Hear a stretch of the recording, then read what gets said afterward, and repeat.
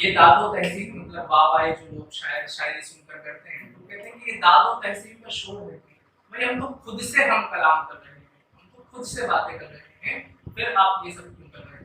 तो जॉन अपने लिए ये सब कुछ किया करते थे, अपने लिए लिखा करते थे।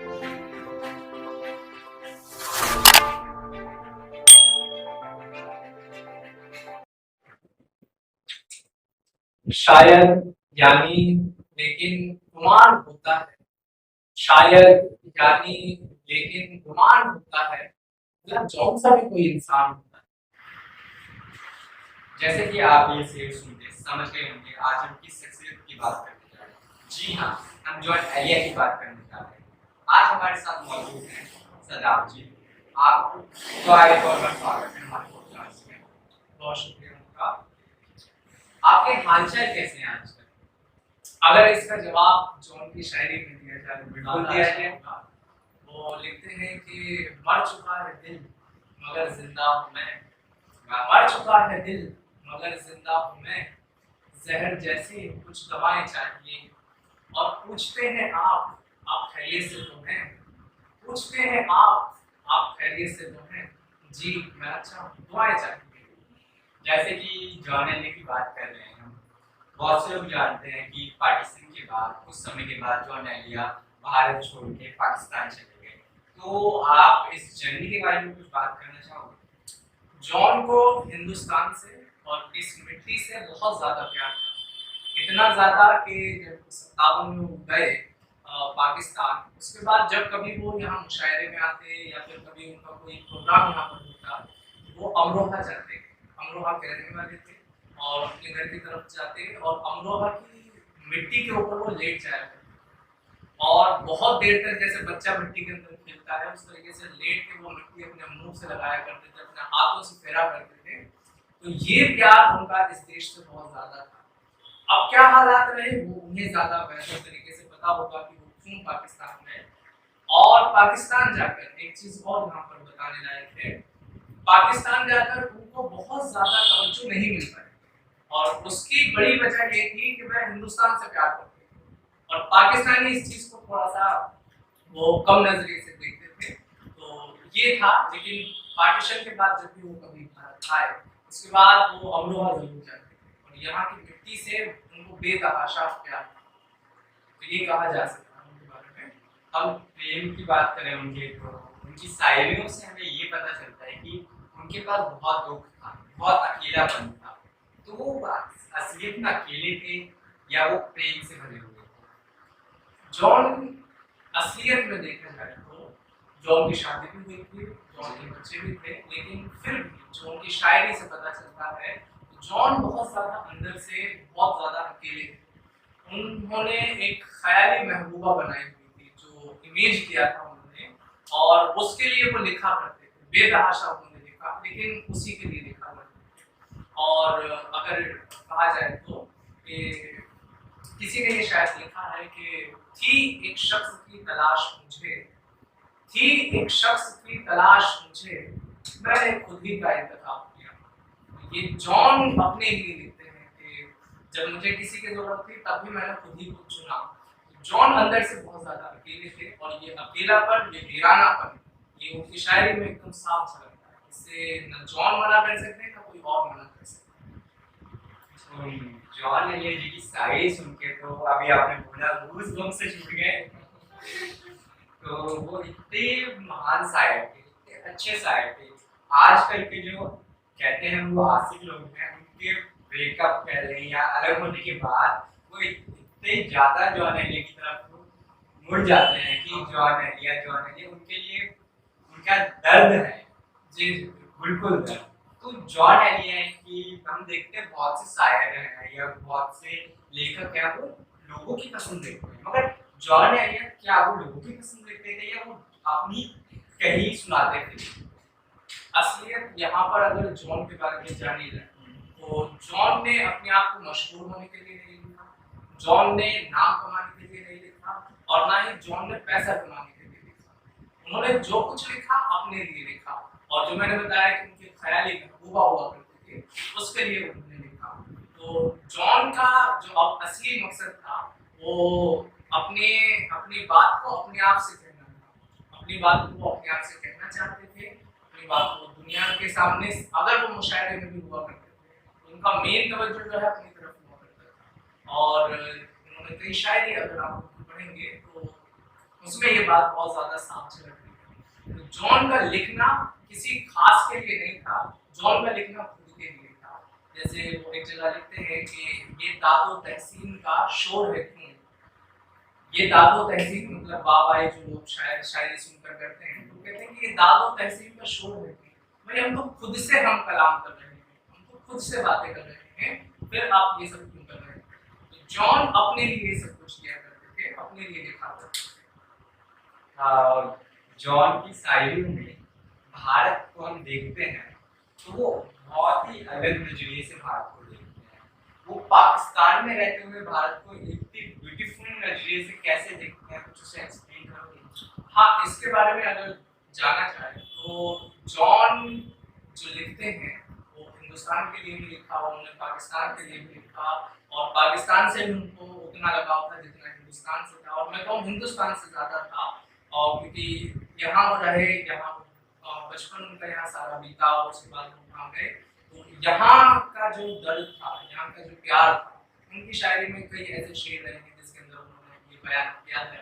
लेकिन जॉन जो सबसे ज़्यादा लिखते हैं, मुखालिफत करते हैं, वो उस पार्टीशन की भी करते हैं, वो मुखालिफत लोगों के दिलों के बंटवारे की भी करते हैं। तो जॉन ने जो लिखा है वो काफ़ी कई मायनों में उसको पढ़ा जा सकता है और समझा जा सकता है।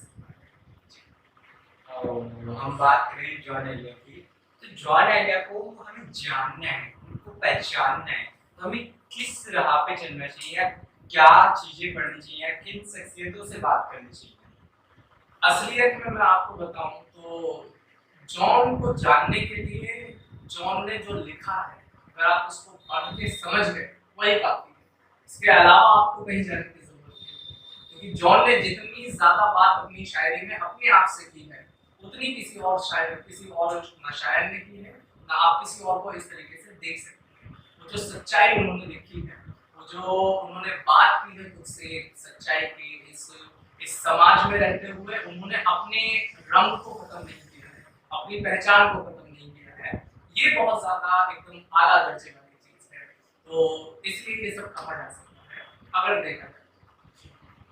हम जॉन जी की बात करें तो जैसे कि हम जानते हैं कि इंडिया में जॉन जी का फैन बेस बहुत बड़ा है, बहुत ज्यादा बड़ा, कि बहुत से लोगों को तो ये भी नहीं पता होगा कि वो पाकिस्तान के हैं जो उनकी शायरियाँ करते हैं जी।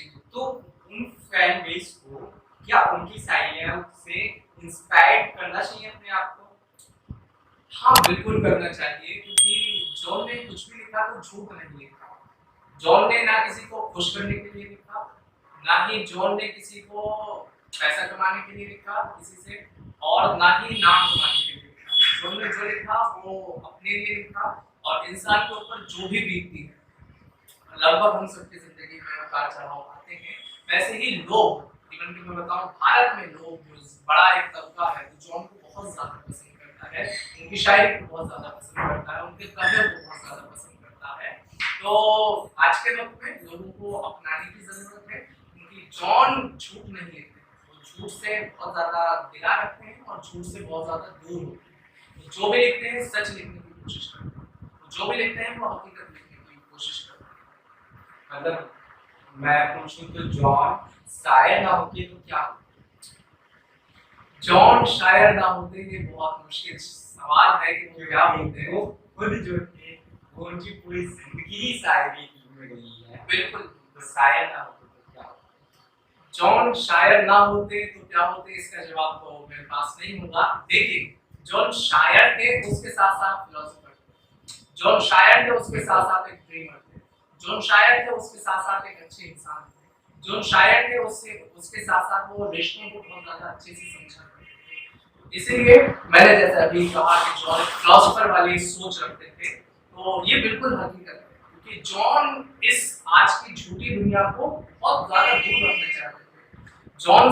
जॉन को जानना चाहिए, पढ़ना चाहिए, तो पता चलेगा कि जॉन एक ऐसी दुनिया की तामीर करना चाहते थे, दुनिया को बनाना चाहते थे। उनके आखिरी मुशायरों को जब उनके आप देखेंगे तो उसमें वो कहते हैं कि मैं आप सबसे थक चुका हूँ, आप सबसे हार मान चुका हूँ।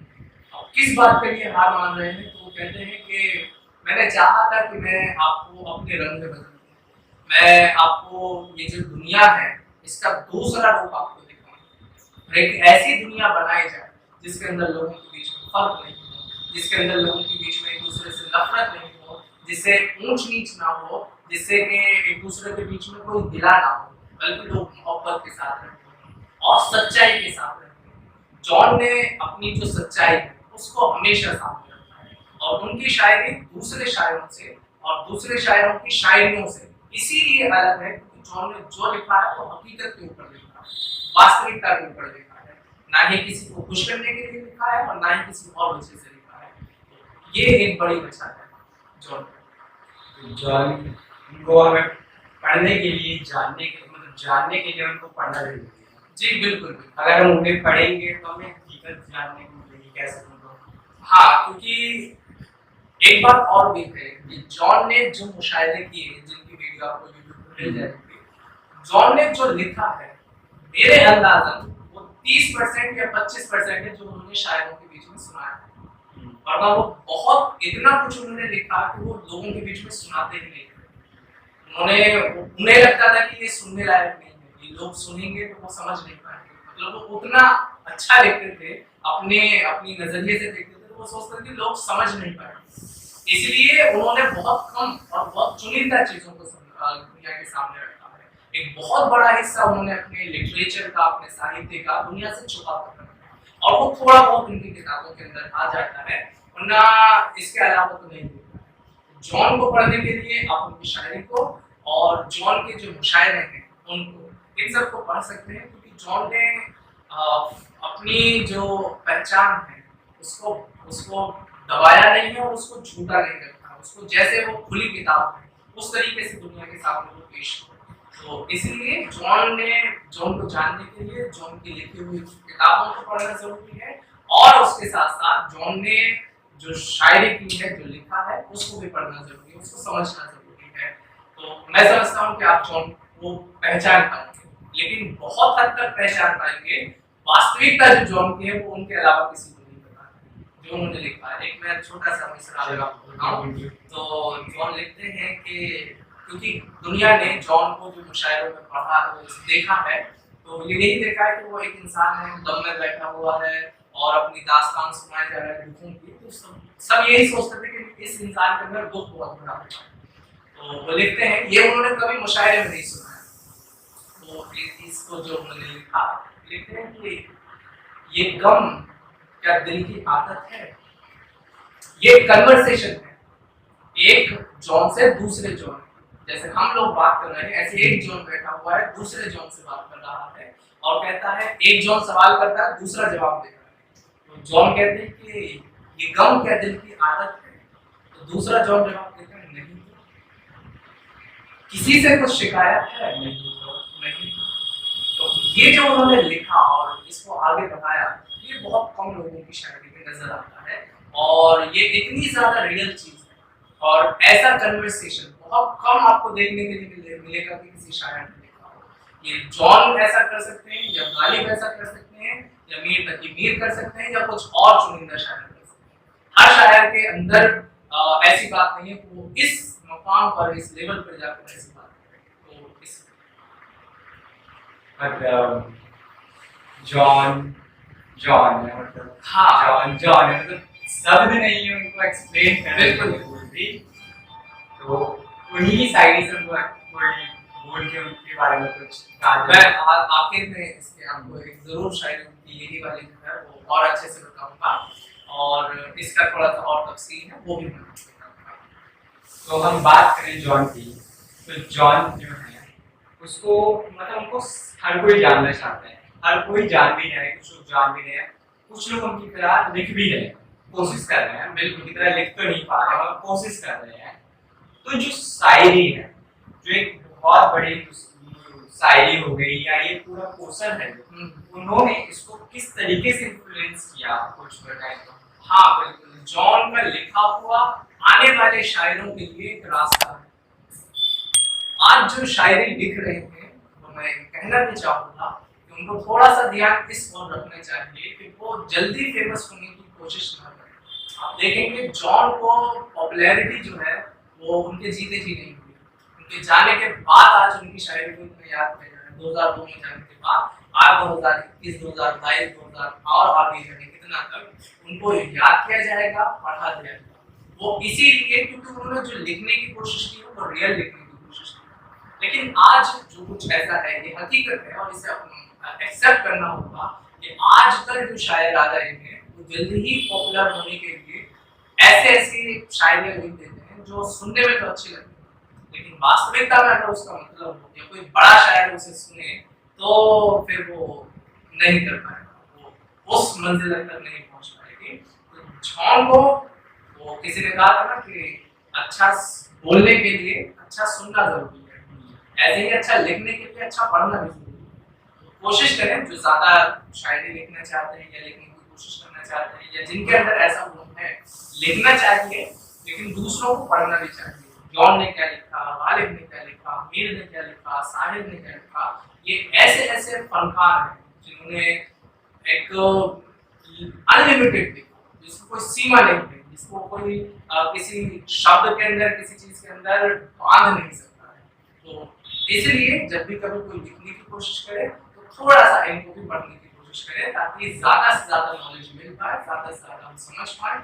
और उसके बाद जब थोड़ा टाइम लगेगा, शायरी और फनकारी ये जो भी होता है इसके अंदर इंसान जल्दी पॉपुलर नहीं हो सकता। मिर्जा गालिब के जमाने में मिर्जा गालिब जो है पॉपुलर नहीं थे, लेकिन आज उनके शेरों को याद किया जाता है। ऐसे ही साहिर के वक्त में ऐसे और दूसरे दीवाने हुआ करते थे, लोगों के मीर तक इनके दीवाने हुआ करते थे, लेकिन आज जो पॉपुलैरिटी किसी ने नहीं देखा जॉन को, हमने भी नहीं देखा, लेकिन आज हम उनकी शायरी के दीवाने। ऐसे बहुत सारे लोग हैं जिन्होंने देखा नहीं है लेकिन सुनते हैं तो एकदम दिल बस आ जाता है, मदहोश हो जाता है। तो इसीलिए कोशिश करें अच्छा लिखें। इस बात से बचने की कि हमें जल्दी हम कुछ ऐसा लिखते हैं तो बहुत ज्यादा अच्छा लिख देंगे और तो बहुत जल्दी पॉपुलर हो जाएंगे। पॉपुलैरिटी को छोड़ के थोड़ा सा रियल लिखने की कोशिश करें तो बहुत ज्यादा अच्छा। जॉन आज के समय में तो वो क्या बोलते हैं आपके हिसाब से?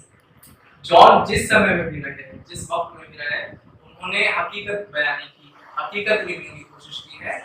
आज भी वो अगर होते तो आज के जो हालात हैं, आज के जो लोग एक दूसरे से जलन, चिढ़ और ऐसी ऐसी चीजें रखते हैं, इन सब के खिलाफ वो लिखते। एक बहुत बड़ी गलती जो एक तबका है वो ये करता है कि जॉन ने तो सिर्फ अपनी महबूबा के बारे में लिखा, जॉन ने तो बस गम के बारे में लिखा है, जॉन ने तो बस नफरत के बारे में लिखा है, या जॉन ने सिर्फ अदावत के बारे में लिखा है, या फिर जो बिछड़ जाते हैं उसके बारे में लिखा है। जॉन ने कई चीजें हकीकत में लिखी हैं जो कि आज हमारे समाज को अपनानी चाहिए, आज हमारे समाज को पहचाननी चाहिए, उनको पढ़ना चाहिए, उनको समझना चाहिए, तभी जाकर हम एक अच्छा समाज बना सकते हैं। मैंने बताया ना, जॉन एक अपने माइंड में एक ऐसी दुनिया चाहते हैं जिसमें कोई प्रोटोकॉल नहीं है, जिसमें कोई नियम नहीं है, जिसके अंदर कोई किसी से बंधा हुआ नहीं है, सब लोग स्वतंत्र हैं। सब एक्चुअली में फ्रीडम, जो असली फ्रीडम की बात जो हमारे पॉलिटिकल साइंटिस्ट करते हैं, उसकी बात कहीं ना कहीं जॉन करते हैं कि हमें एक ऐसा वातावरण बनाना होगा जिसमें हम किसी से जले नहीं, किसी से नफरत ना रखें, बल्कि मोहब्बत रखें। ये चीज बहुत ज्यादा जरूरी है। अब इस वीडियो को अंत की ओर ले जाते हुए आपने कहा था कि आप बोलोगे, हाँ, जॉन लिखते हैं कि गम क्या दिल की आदत है, नहीं तो किसी से कुछ शिकायत है, नहीं तो है वो एक ख्वाबे ताबीर इसको, है वो ख्वाबे ताबीर इसको भुला देने की नियत है, नहीं तो किसी के बिन, किसी की याद के बिन, किसी के बिन, किसी की याद के बिन जिए जाने की हिम्मत है, नहीं तो किसी सूरत भी दिल नहीं लगता, किसी सूरत भी दिल नहीं लगता।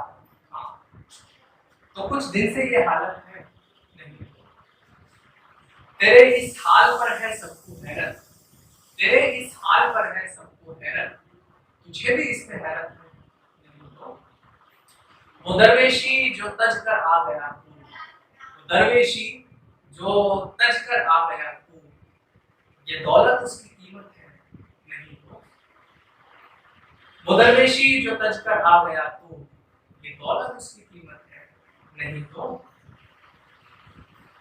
हुआ जो कुछ यही मकसूद था क्या, हुआ जो कुछ यही मकसूद था क्या, यही सारी हकीकत है। अजियत नाक उम्मीदों से तुझको, अजियत नाक उम्मीदों से तुझको अमन पाने की हसरत है, नहीं तो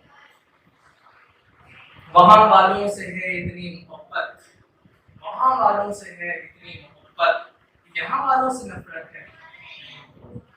सबब जो जुदाई का बना है, सबब रीजन, सबब जो जुदाई का बना है वो मुझसे खूबसूरत है। ये शायरी उनकी बहुत ज़्यादा खूबसूरत और हसीन है और मुझे सबसे ज़्यादा अच्छी है। तो इसी के साथ फिर आगे